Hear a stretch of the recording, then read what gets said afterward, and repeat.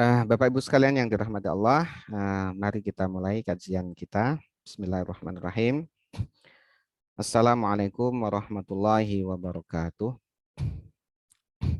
Waalaikumsalam warahmatullahi wabarakatuh. Innal hamdalillah nahmaduhu wa nastaghfiruh wa na'udzu billahi min syururi anfusina wa min sayyiati a'malina may yahdihillahu fala mudhillalah wa may yudlil fala hadiyalah. Asyhadu an la ilaha illallah wahdahu la syarikalah wa asyhadu anna Muhammadan abduhu wa rasuluhu la nabiyya ba'da. Allahumma salli wa sallim wa barik ala Sayyidina Muhammad bin Abdullah wa ala alihi wa ashabihi wa mawalah amma ba'd. Bapak Ibu yang dirahmati Allah Subhanahu wa taala, alhamdulillah puja dan puji syukur mari sama-sama kita panjatkan kepada Allah Subhanahu wa taala yang telah melimpahkan karunia nikmatnya kepada kita sehingga kita bisa bermuajah kembali dalam situasi virtual ya. Ada plus minusnya plusnya kita bisa bertemu dengan saudara-saudara kita yang jauh ya, ada yang di Bandung ya, Pak Hendra, ada di Magelang, ya, di Aceh dan seterusnya. Tapi kemudian situasi di mana muajah secara tatap muka itu tidak bisa dilaksanakan sebagaimana mestinya. Mudah-mudahan Allah Subhanahu wa taala akan segera mengangkat wabah ini ya, corona COVID-19 ini, sehingga kita bisa melaksanakan ibadah-ibadah kita secara normal. Salawat dan salam semoga tercurah kepada Rasulullah Muhammad SAW, kepada keluarganya, para sahabatnya, dan pengikutnya yang senantiasa istiqomah di jalannya sampai hari kiamat nanti. Bapak Ibu yang dirahmati Allah Subhanahu wa taala, alhamdulillah di malam hari ini kita bisa melanjutkan kembali kajian kita, kajian hadis dalam kitab Riyadhus Shalihin. Ini adalah bagian dari kecintaan kita kepada Rasulullah Muhammad SAW. Kita mencintai beliau, kita bersolawat kepada beliau, dan juga kemudian membaca hadis-hadis beliau, mencoba untuk mengkaji lebih dalam ya apa yang beliau sampaikan berdasarkan pemahaman para ulama. Bapak Ibu yang dirahmati Allah Subhanahu wa taala, pada kesempatan hari ini kita sampai pada hadis yang ke-8 di bab 1 ya, bab ikhlas dan urgensi akan niat. Hadis yang ke-8. Bismillahirrahmanirrahim. Qala al-muallifu rahimahullahu taala wa nafa'ana bihi wa bi ulumihi fid dharain amin. Wa an Abi Musa Abdullah bin Qaisin al-Asy'ari radhiyallahu anhu.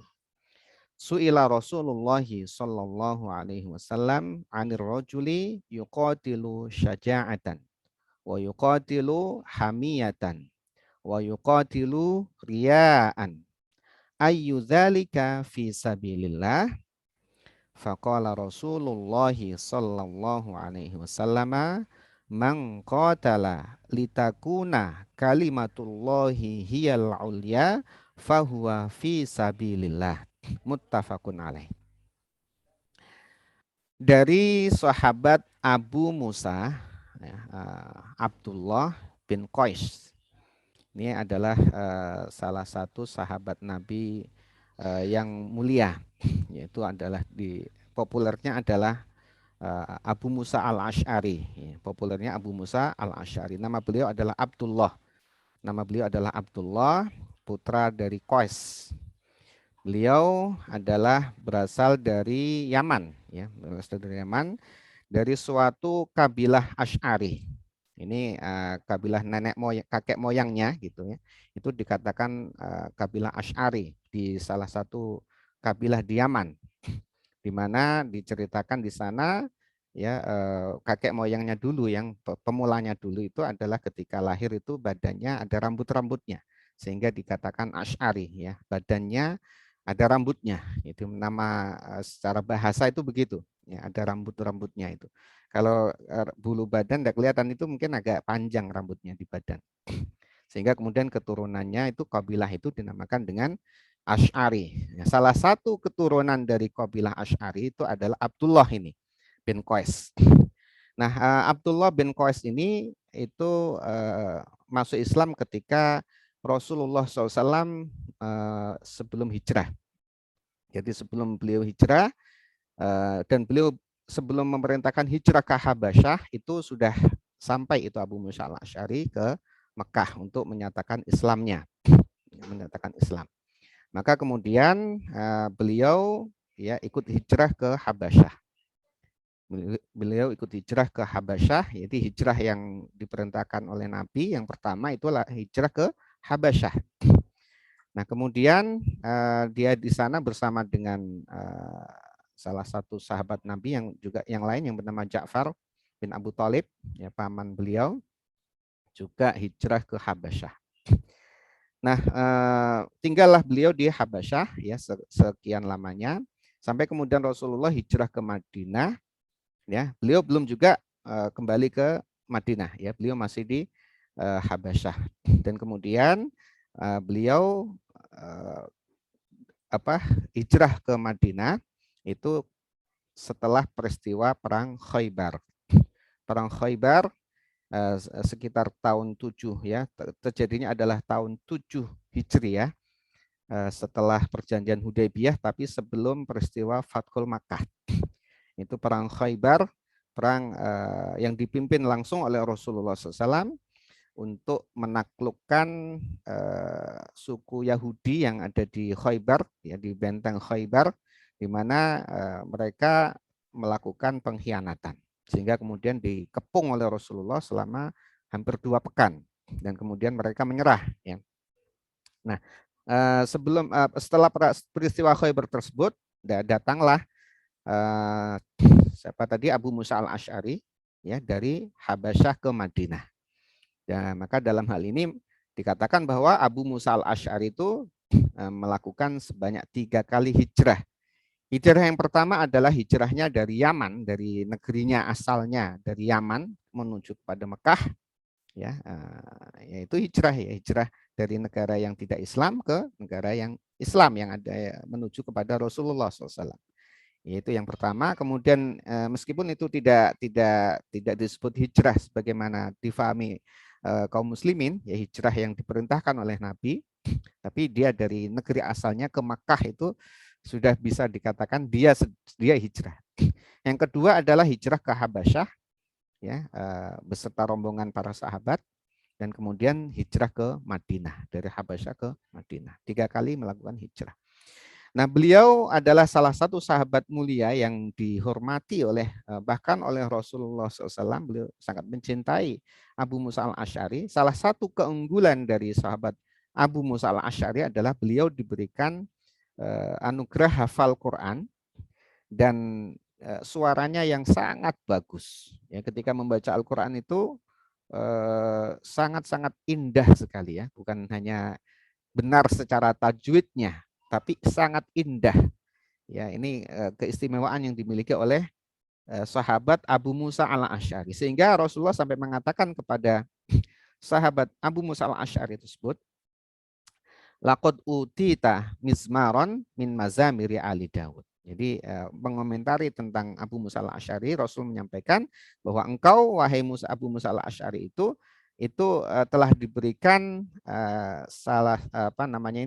permisalan seruling dari seruling-serulingnya keluarganya Nabi Daud. Jadi sangat indah, maksudnya lantunannya itu sangat indah, ya. Jadi dalam hal ini maka Islam itu mengapresiasi keindahan, ya, mengapresiasi keindahan, termasuk ketika membaca Al-Quran itu kalau bisa ya jangan monoton atau jangan lagunya itu bahkan tidak berlagu, ya, tapi jangan dipaksakan pula, kalau nanti berlagu malah tidak baik. Ya, yang utama adalah dengan tajwid, sesuai dengan hukum-hukum tajwidnya itu yang pertama. Nah, berikutnya kalau dilakukan dengan mengikuti kaidah tajwid sebenarnya sudah punya irama itu, sudah punya irama. Tetapi ada pelajaran khusus mengenai irama-irama dalam membaca Al-Qur'an itu, ya. yang itu kalau dipelajari dan dipraktikkan itu sangat indah sekali. Tapi kalaupun tidak bisa, ya paling tidak adalah membaca Al-Quran dengan tajwid, ya, dengan tajwid. Apalagi dengan suara yang ya, indah. Nah, Abu Musa al-Asy'ari ini ya adalah sosok sahabat yang perawakannya adalah sangat tenang sekali ya, tidak banyak bicara ya, beliau itu tidak banyak bicara ya, berbicara kalau dibutuhkan ya, ya bukan istilah apa ya, kalau kita itu ngablak, bukan begitu, tapi beliau tenang dan diam tapi berbicara saat yang tepat karena memang beliau suka merenung ya. Dan beliau tadi dianugerahi hafal Quran ya, kemudian kekuatan fisik yang luar biasa. Dia beberapa kali diamanahkan menjadi komandan perang ya, bahkan sampai Sayyidina Utsman, sampai Sayyidina Umar dan Utsman itu beliau menjadi komandan peperangan ya, termasuk dalam misi untuk menaklukkan Persia dan Romawi. Nah, meskipun beliau adalah seorang yang sangat sangar ketika berperang beliau itu sangat ini sekali, sangat teliti ya, sangat detail, teliti dan waspada. Beliau tidak mudah ditipu ya. Beliau tidak mudah ditipu karena tadi itu perawakannya tenang, berpikir dan tidak banyak bicara, tapi kalau bertindak tepat ya. Tetapi meskipun demikian dia diibaratkan sebagai singa di saat siang hari. Nah, saat malamnya adalah beliau seorang yang abid, seorang yang mendekatkan diri kepada Allah. Beliau adalah mudah menangis, ya, menangis di hadapan Allah. Itu kalau siang seperti singa, ya. Kalau malam beliau seperti seorang abid, seorang yang memang seorang abid, ya, seorang yang beribadah kepada Allah, mendekatkan diri kepada Allah, membaca Al-Quran, dan demikianlah beliau. Dan beliau diberi usia yang panjang, ya, menyertai Khulafaur Rasyidin, itu Rasulullah, kemudian dilanjutkan Abu Bakar, Umar, Utsman dan Ali. Pada saat pemerintahannya Sayyidina Umar, beliau diamanahkan sebagai gubernur di Basrah, dan saat Khalifah Utsman bin Affan, beliau diamanahkan sebagai gubernur di Kufah. Jadi secara politik pun beliau punya pengalaman. Akan tetapi ya peristiwa perebutan antara Sayyidina Ali dan Sayyidina Muawiyah, ya, sama-sama sahabat Nabi. Dalam hal ini kita tidak boleh kemudian menyalahkan salah satu di antara kedua sahabat Nabi tersebut, sama-sama mulianya. Hanya saja mereka berselisih paham ya, dan terjadi semacam persaingan politik antara Sayyidina Ali dan Sayyidina Muawiyah.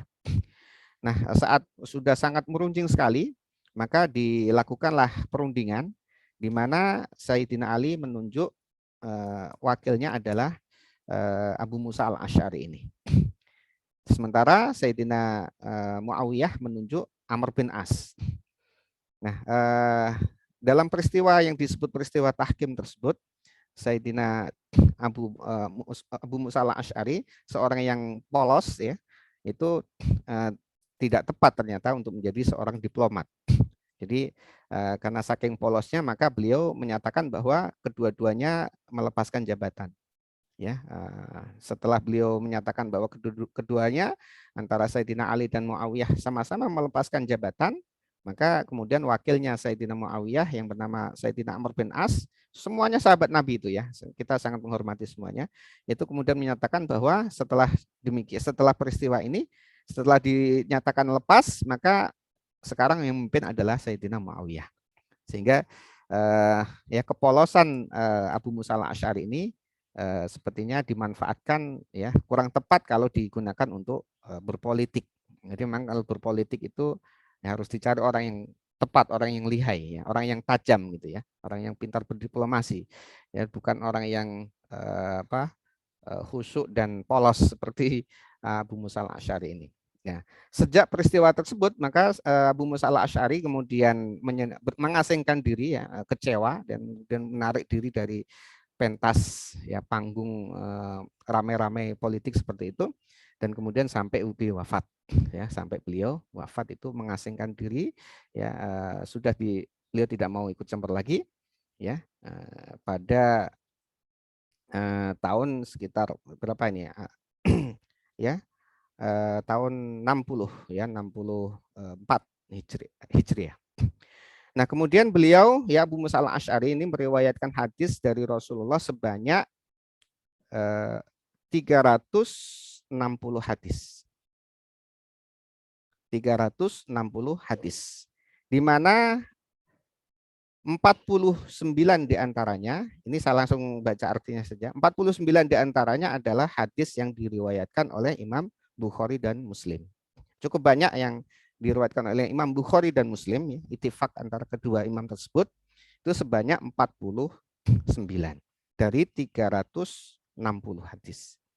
Nah, kemudian Imam Bukhari sendiri adalah sebanyak 4 hadis, jadi 4 ditambah 49, jadi 53 hadis riwayat Imam Bukhari, di mana 49 diantaranya adalah sama dengan Imam Muslim. Sementara Imam Muslim yang tidak sama dengan Imam Bukhari itu sebanyak 15. Jadi cukup banyak hadis yang diriwayatkan oleh Imam Bukhari dan Imam Muslim. Artinya memang beliau adalah orang yang sangat terpercaya. Beliau wafat di Mekah tadi, ya, mengasingkan diri tadi, menarik diri dari pentas politik, ya, sampai beliau wafat. Bapak Ibu yang dirahmati Allah Subhanahu Wa Taala, itu adalah sekilas mengenai Sayyidina Abu Musa al-Asy'ari. Kita ke matan hadisnya, tadi adalah sanadnya. Jadi hadis itu kan ada 3, ada sanad, ada matan, ada rawi. Nah, sanad itu dari sahabat Nabi, kemudian matan itu adalah isi dari hadis, rawinya adalah siapa yang meriwayatkannya. Jadi sanadnya tadi Abu Musa al-Asy'ari, yang meriwayatkannya adalah Bukhari dan Muslim. Qala berkata Sayyidina Abu Musa al-Asy'ari, su'ilah Rasulullah sallallahu alaihi wasallam, su'ilah ditanya Rasulullah sallallahu alaihi wasallam, yaitu adalah Rasulullah sallallahu alaihi wasallam, ya, salah satu sahabat Nabi, tidak disebutkan di sini namanya. Ada itu keterangannya tapi saya belum buka ini. Ya, ada salah satu sahabat yang bertanya, yaitu menggunakan sighat majhul di sini, ya, tidak disebutkan fa'ilnya. Jadi ada fa'il, ada maf'ul bih. Ini harusnya adalah sa'ala sahabat Nabi kepada Rasulullah. Bertanya salah satu sahabat Nabi kepada Rasulullah. Nah, fa'ilnya yang tidak disebut itu, maka maf'ulnya menduduki fa'il sehingga dia dibaca rafa, dibaca Rasulullah. Ini enggak boleh dibaca Rasulullah. Jadi su'ila Rasulullah karena dia sebagai maf'ul yang menempati posisi fa'il. Ini sekitar nahwunya seperti itu. Yaitu ditanya Rasulullah SAW anir rajuli, dari seorang laki-laki, ya, dari seorang laki-laki yuqatilu syaja'atan, ya, yang dia berperang karena pemberani, ya, karena sifat pemberaninya. Jadi bagaimana ya Rasul kalau ada seorang laki-laki yang berperang karena dia adalah memang pemberani. Wa yuqatilu hamiyatan, dan seorang yang berperang hamiyatan karena dia adalah membela negaranya atau membela bangsanya, ya, fanatisme kebangsaan, membela kaumnya, membela bangsanya, membela negara gitu. Wa yuqatilu riya'an, dan seorang yang berperang karena riya atau ingin dipuji, ingin dilihat, diakui kedudukannya, posisinya. Dia adalah seorang pemimpin, ini saya ini seorang pemimpin dan sebagainya, ingin dilihat, ingin dipuji, ya. Nah, tentang ketiga hal ini beliau ditanya, wahai bagaimana ya Rasul seorang yang berperang karena dia adalah memang pemberani sehingga dimanapun medan perang dia maju. Namanya pemberani itu demikian. Pemberani itu, ya, di mana ada medan gitu, ya, kata Syekh Al-Utsaimin, ya, menyebutkan di mana ada medan laga dia maju di sana. Dia memang pemberani. Di mana ada kesempatan dia maju. Dia pemberani sekali. Dan yang kedua adalah dia membela bangsanya, membela kaumnya, membela negaranya. Ya, dan yang ketiga adalah seorang yang berperang karena supaya diakui posisinya atau riya, ya, supaya dipuji orang lain. Maka ayyudzalika fi sabilillah, maka ya Rasul, mana itu yang termasuk perang di jalan Allah, ya, termasuk jihad fi sabilillah. Mana itu di antara ketiga itu yang termasuk jihad fi sabilillah. Maka kemudian faqala, maka menjawab ya Rasulullah Shallallahu alaihi wasallam, yaitu adalah Rasulullah SAW menjawab, man qatala, man siapa saja, barang siapa qatala yang dia berperang, ya dia itu berperang, litakuna kalimatullahi hiyal ulia, ini dibaca litakuna harusnya, ada lam, ini lam yang dia menjadikan fiil mudhari ini dibaca nasab. Litakuna supaya ya kalimatullahi itu kalimat Allah itu hiyal ulia itu tegak ya, supaya kalimat Allah itu tegak tinggi ya, supaya menegakkan kalimat Allah yang paling tinggi, hiyal ulia itu kalimat Allah itu adalah yang paling tinggi maksudnya ya, supaya kalimatullah ini tegak tinggi ya. Memang kalimatullah ini tinggi dan supaya tegak itu dia berperang karena membela agamanya Allah. Fahuwa fi sabilillah, maka dia berada di jalan Allah. Jadi Rasul menggunakan, tidak kemudian menyebutkan ya tiga jenis yang tadi tidak disebutkan oleh Rasulullah. Ini adalah kalimat ringkas dari beliau yang sudah bisa menjawab ya yang mana yang tidak dikatakan sebagai sabilillah. Jadi seorang berperang boleh dengan sifat pemberaninya itu dibutuhkan. Ya bukan berarti kalau dia pemberani itu tidak bisa sabilillah. Pemberani itu sangat dibutuhkan, ya dibutuhkan ketika terjadi panggilan jihad. Ya kalau nggak berani ya nggak akan berangkat. Kalau nggak berani ya sembunyi berarti ya. Memang semua sahabat Nabi kan pemberani semua. Ya, tetapi dalam hal ini beraninya adalah karena memang untuk membela agamanya Allah. Kemudian yang kedua dia berperang karena membela kaumnya, membela bangsanya, membela negaranya. Nah, kalau kemudian di sini ya tidak disertakan dengan niat untuk menegakkan kalimat Allah, maka dia tidak sampai kepada Allah. Jadi kalau dia membela kaumnya, membela bangsanya, membela negaranya, tidak juga diikuti dengan menegakkan niat untuk menegakkan kalimat Allah, itu dia tidak sampai kepada Allah. Karena di sini adalah yang penting niatnya. Ya, dia sama dengan misalnya non muslim yang juga berperang membela negara ya. Maka kalau kemudian seorang muslim berperang membela negaranya disertai juga ya bahwa membela negara adalah nantinya untuk membela agamanya Allah, tentu dengan negara yang dijajah ya, negara yang dijajah oleh penjajah, maka terjadi pemaksaan di sana sini, termasuk juga dilarangnya syariat agama kalau yang menjajahnya itu zalim ya. Ya udah begitu kan begitu.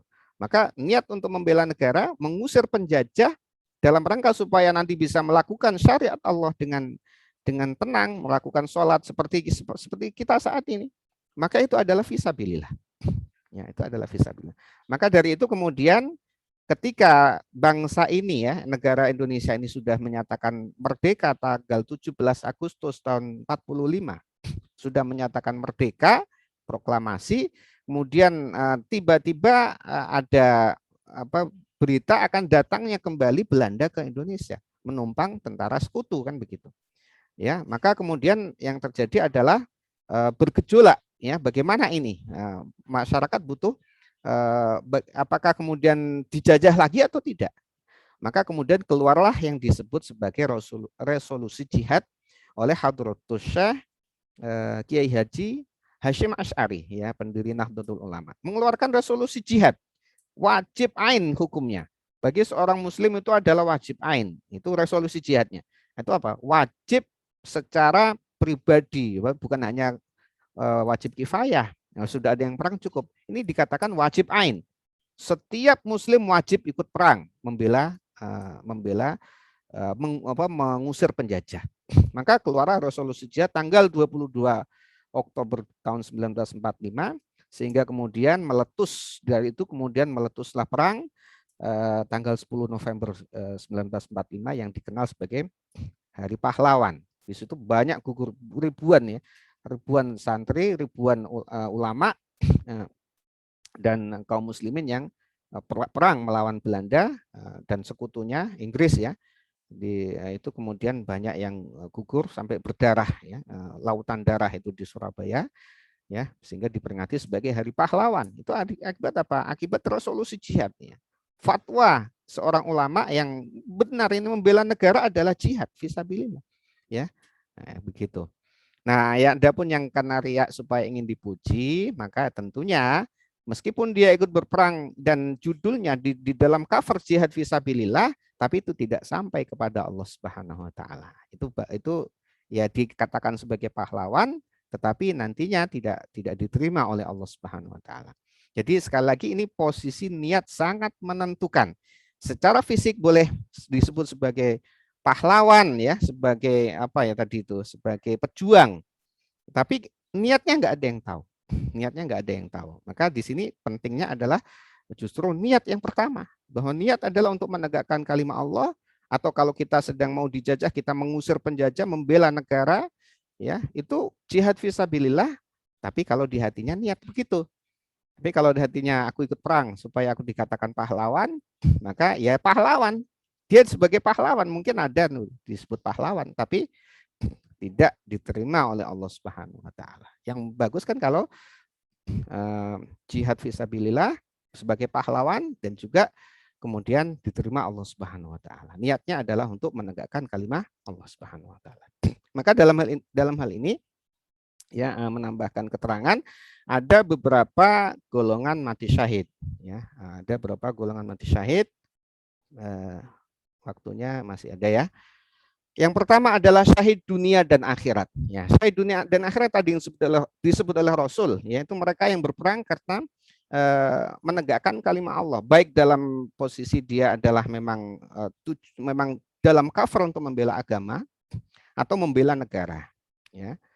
Dan kemudian dia meninggal, ya, meninggal saat perang, maka dia meninggal sebagai syahid dunia dan akhirat. Nah, orang yang seperti ini maka tidak perlu disolatkan, ya, tidak perlu dimandikan. Jadi langsung dikafan, dibuntel, atau kemudian langsung dikubur, ya, karena dia syahid dunia dan akhirat. Darah-darahnya yang masih ada di tubuhnya biarkan saja, karena itu sebagai saksinya di hadapan Allah Subhanahu wa taala. Itu syahid dunia dan akhirat ini mulia. Mulia dunia dan mulia akhirat. Karena namanya akan selalu disebut-sebut sebagai pahlawan. Ya, sebagai orang yang kan kita selalu mendoakan ketika misalnya upacara, mari kita doakan kepada para pahlawan yang telah mendahului kita, yang berjuang membela negara ini. Didoakan semuanya, warga negara mendoakannya. Itu kan mulia. Ya, dan juga nanti kalau memang betul itu niatnya baik, ya, ikhlas karena Allah, diterima Allah. Jadi doanya mengalir terus kepadanya, dunia dan akhirat. Mulia dunia dan akhirat. Nah, kemudian yang kedua adalah syahid dunia. Syahid dunia adalah syahid dia dalam cover perang di jalan Allah fisabilillah, tapi hatinya tidak ikhlas karena Allah. Ya, dia meninggal dalam perang, misalnya perang Badar, enggak ada perang Badar itu yang meninggal semuanya ikhlas. Ya, perang bersama Rasulullah itu ya para sahabat-sahabat Nabi. Kita tidak bisa menilai hati, enggak bisa. Sama sekali kita tidak bisa menilai. Nah, kalau misalnya perang membela negara tadi, dia ikut perang, dia mati, berdarah-darah mati, maka tetap dia dihukumi secara zahir adalah syahid dunia akhirat. Jadi tidak perlu dimandikan dan tidak perlu disolatkan. Dia dikubur seperti orang-orang syahid semuanya. Adapun urusan di akhirat itu urusannya Allah Subhanahu wa taala, urusan hati, urusan niatnya. Jadi niat inilah yang menentukan akhiratnya, itu niat itu, ya, ketika dia perang fisabilillah. Dan yang ketiga adalah syahid akhirat. Dan yang keempat itu yang tidak syahid, yang seperti orang biasa-biasa saja. Yang syahid akhirat dia tidak dikategorikan syahid dunia, tidak dalam posisi perang fisabilillah, tapi dia disamakan posisinya sebagai orang yang syahid fisabilillah. Ya, di akhirat nanti Allah akan berikan ganjaran kepada dia, berikan pahala kepada dia sebagaimana pahalanya orang yang jihad fisabilillah. Siapa itu? Di antaranya ini bisa dilihat di kitab I'anatul Talibin, ya, bisa dicek di sana. Itu yang pertama adalah wanita yang meninggal dalam proses melahirkan. Ketika dia melahirkan meninggal, ya, karena sakit, ya. Atau ketika nifas, ketika setelah melahirkan dia meninggal. Itu jihad dia. Dia sedang jihad.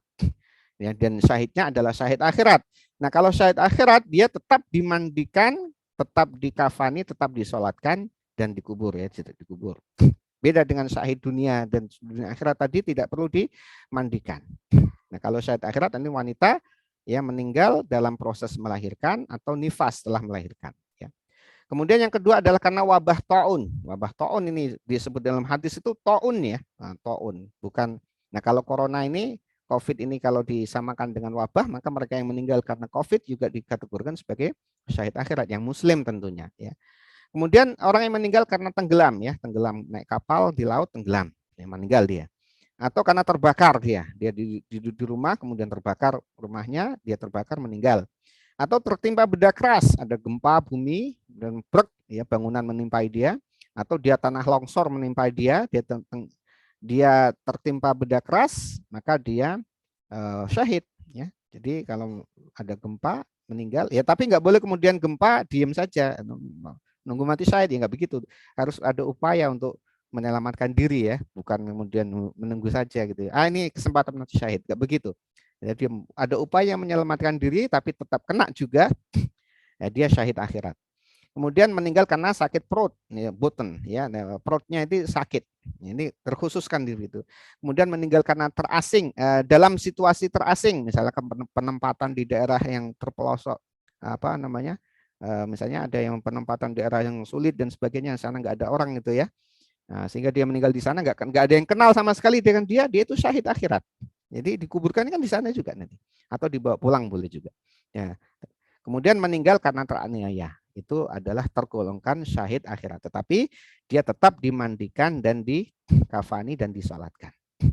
Bapak Ibu yang dirahmati Allah Subhanahu wa taala, pelajaran dari hadis ini adalah yang pertama bahwa Allah melihat amal dari niatnya. Jadi dia sama-sama perang di jalan Allah, tapi kalau dia ikhlas diterima Allah Subhanahu wa taala. Kalau tidak ikhlas, cukup dia syahid dunia saja, di akhirat tidak diterima Allah. Karena tidak ikhlas karena Allah. Itu jadi niat menempati posisi sangat-sangat vital. Kemudian keutamaan orang yang berjihad hanya terbatas bagi mereka yang jihad untuk menegakkan kalimah Allah. Membela negara tanpa ada niat menegakkan kalimah Allah itu tidak termasuk jihad fisabilillah. Jadi tadi saya sampaikan membela negara sebagaimana Kiai Haji Hashim Asy'ari adalah fardu ain, wajib bagi setiap muslim. Itu karena membela negara ada termasuk nanti supaya kita bisa melaksanakan syariat Allah ini, sholat, ngaji dan sebagainya ini tanpa dijajah gitu ya. Itu maka di fardu ain. Yang ketiga, orang yang meninggal di medan jihad diperlakukan layaknya orang mati syahid tadi. Ya, membela negara, ya, peristiwa 10 November, dia tidak dimandikan, ya. Kalau tidak dikafani ini khilaf ya. Ada yang tetap dikafani, kalau tidak dimandikan jelas, tidak disolatkan jelas, ya. Ada yang kemudian tidak dikafani, ini kalau Syekh Utsaimin tidak dikafani, ya. Kemudian langsung dikubur, ya, dia langsung dikubur. Dan niatnya bukan urusan kita, ya. Ini jangan kita pilah-pilah ya. Tetap semuanya diperlakukan sebagai orang yang mati syahid. Nah, niatnya itu diserahkan kepada Allah Subhanahu wa taala. Allah yang akan menghakimi dia. Allah akan menghukumi dia apakah dia memang betul-betul jihad fisabilillah atau karena tadi supaya dikatakan ini dan itu. Wallahu a'lam bishawab. Ya, yang benar datang dari Allah, yang salah datang dari saya pribadi. Aku qouli hadza wa astaghfirullah li wa lakum.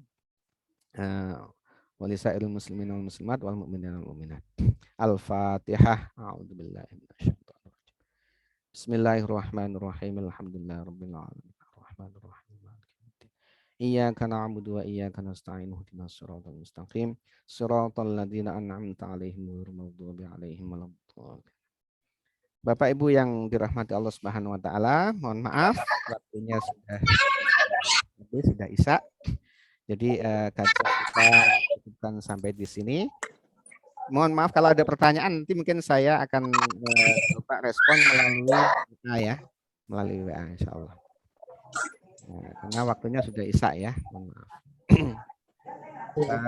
Mari kita tutup dengan doa kafaratul majelis. Bismillahirrahmanirrahim. Bismillahirrahmanirrahim. Subhanakallahumma wa bihamdika asyhadu an la ilaha illa anta astaghfiruka wa atubu ilaik. Wassalamualaikum warahmatullahi wabarakatuh. Waalaikumsalam warahmatullahi wabarakatuh. Terima kasih Pak Ustaz. Jazakumullah khairan katsir. Assalamualaikum semuanya, teman-teman semuanya. Assalamualaikum. Waalaikumsalam.